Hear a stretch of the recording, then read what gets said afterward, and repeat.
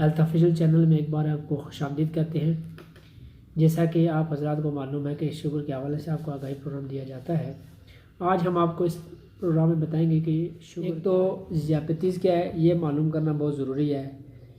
جب جسم میں انسولین کی مناسب مقدار پیدا نہیں ہوتی، یعنی انسولین بالکل نہیں بن پاتی یا پھر مطلوبہ مقدار سے کم بنتی ہے، جس کی وجہ سے خون میں شوگر کی سطح بڑھ جائے، اسے ذیابیطس کہتے ہیں۔ ذیابیطس کی عمومی آثار اور علامات میں سے چند قسم کی یہ علامات ہوتی ہیں، جو علامات ہم آپ کو بتانے جا رہے ہیں۔ یہ سب دیکھنے کے لیے ہمارے چینل کو لائک، شیئر، کمنٹ ضرور کریں تاکہ آنے والی تمام ویڈیو آپ کو مل سکیں۔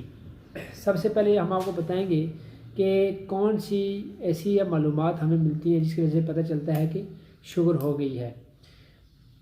ٹیسٹ کرے بغیر آپ کو پتہ چل جائے، یہ اگر علامات آپ میں ہیں تو پھر آپ ٹیسٹ کروائیں یا ڈاکٹر سے رجوع کریں گے۔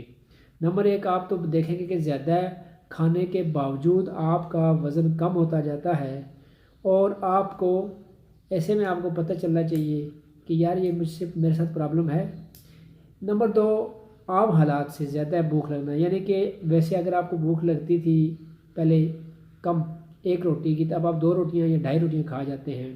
مقدار سے زیادہ بھوک لگ رہی ہے، بھوک بار بار لگ رہی ہے، بہت زیادہ پیاس لگتی ہے ہر ٹائم، چاہے دن ہے چاہے رات ہے، آپ کو بار بار بھوک لگ رہی ہے۔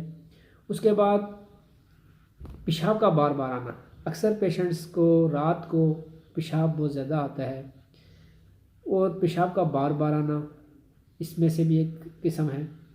اس کے علاوہ ہاتھوں اور پاؤں میں زیادہ تر پسینہ آنا، ہاتھوں اور پاؤں میں زیادہ پسینہ آنا۔